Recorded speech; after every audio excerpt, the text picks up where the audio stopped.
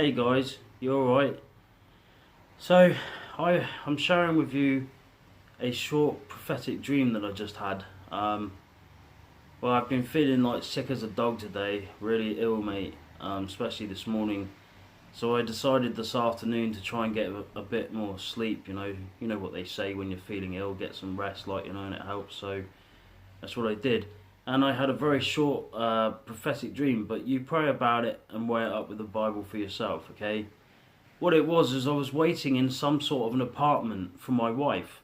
I guess me and my wife lived there, but it wasn't where we live now. And I don't know it. I don't know why, but I believe it to be in America somewhere, okay? Anyway, so I was waiting for my wife to come back, but whilst I was waiting for my wife to come back, there were these two ladies that rode up on motorcycles, and they were two ladies that I knew in my past. I haven't seen them for years. I knew who they both were in the dream, but I can't remember one of them now, but I only remember the other. And the other was a lady that I used to work with. She was a lesbian, and she was married to a woman. Now, this is real life, by the way. She knew my viewpoints as a Christian, and maybe we could pray for her. I can't remember her name, but she was married to a woman, and yeah, it's not good. I did try to evangelise to her, yeah, I did. That's out of the dream. But anyway, she was in the dream, she came up on this really nice motorbike. And she was saying, we've got to quickly go over to the fire or something. I was like, what do you mean? And this lady and this other lady walked me down the hill from this apartment, and there was lots of lava. Lava?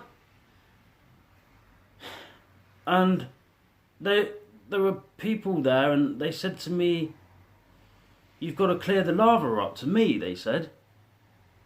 I was like, right, okay. This is, what I'm sharing with you is very short, by the way. And I was like, well, how am I supposed to clear lava up? I mean, this stuff was still active, you know. And they said, here's a spade, and they got these weird spades out, and they were saying to me, scoop it up and put it into this truck, you know. And I was like, right, okay, but I was like, look, I'm waiting for my wife, and I said, look, this could be really dangerous. This is really dangerous. I can't just go scooping lava up, you know, real live active lava. I mean, it's not like it had been sitting there for a while. It was fresh. It was coming out of the ground, you know, and it was a volcano. But they were telling me to scoop it up, so I went to scoop it up, but there was this sudden real rush that I had to get it done quickly because my wife was about to come back, and I had to do it quickly. And this other man, he came along. He was a fellow Christian man, and he said to me, I'll help you clean the lava up. And I was like, alright. Then for some reason my brother Nicky was in the dream, and he said, you've got to use your hands, it's quicker. Lava. Use your hands, but here are some special gloves, you know. And I went, okay, and I picked up a bit of it. Some of it was a bit dry and old on the top, but underneath was real fresh, you know. But this other Christian man was standing beside me, and, you know, obviously he knew that you wouldn't pick up lava with your bare hands, it would burn your hands away.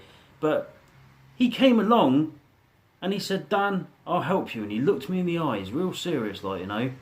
And then he got his bare hand and he scooped it into lava, picked it up, and he started screaming and crying in pain. And he put it in this pot.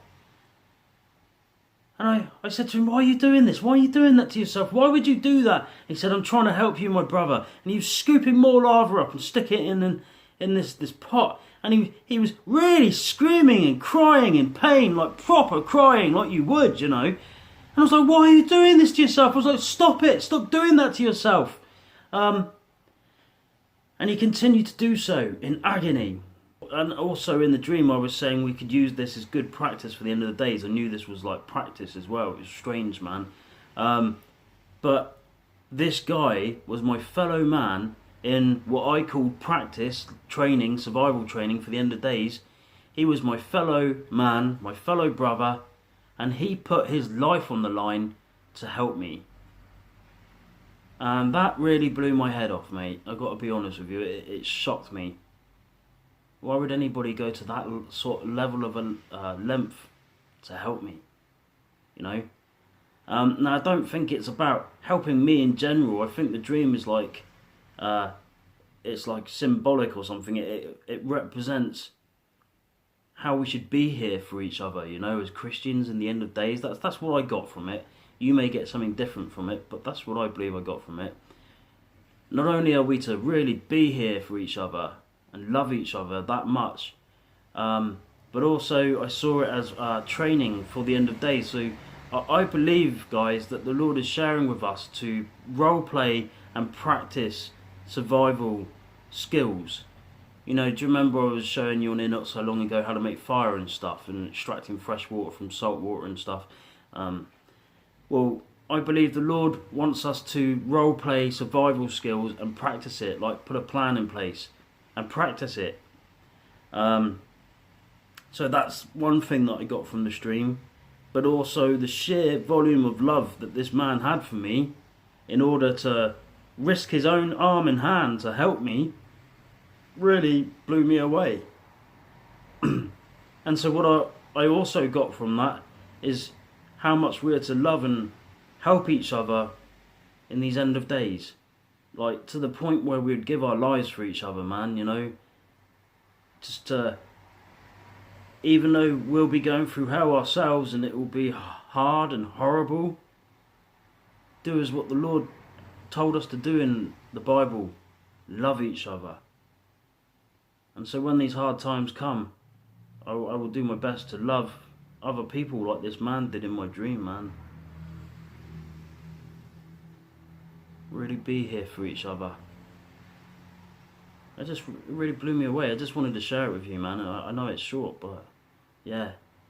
And also, guys, when it comes to role playing and stuff, say you get a plan on the go with your community, you know, say in the event of an earthquake, let's be realistic about it. Say it's California, earthquake, near Golden Gate Bridge. Had a few dreams on tsunamis going through there. If you have a plan together with your community, we have a location there, by the way. I'm not going to give away the details of it here. You could come together with guys on there and girls and everyone and say, right, we're bung out to this area here, this national park or this mountain. This is what we'd do, this is what we'd bring with us. Let's role play it. So let's come together for a day, like, you know, on a weekend sometime. And let's do this as quick as we can, get our stuff into the car, bomb it to the location, and set up everything. You know, I truly believe absolutely that the Lord wants us to role play this and practice this. And you know, the more that you go over practicing this stuff, the more better and easier it becomes. So that when the real deal comes, you've drilled it, you've practiced it, you know exactly what you're doing, where you're going and what you're doing. Do you know what I mean? That's what I believe from this. So please pray about this and weigh it up. And if you can, it's not going to harm you to put this stuff into practice. You know, so I just wanted to share that with you guys. Alright, sweet. Well, I'm going to leave you to it now. I love you guys. I thank you for being here, helping me and supporting me, praying for me, and being a good friend to me and a good brother and sister. I just want to let you know that. I really love you guys. Thank you so much. I really care about you. Thank you. Thank you for helping me. Right, guys. I'm going to shoot. You be safe. See you soon. Bye-bye.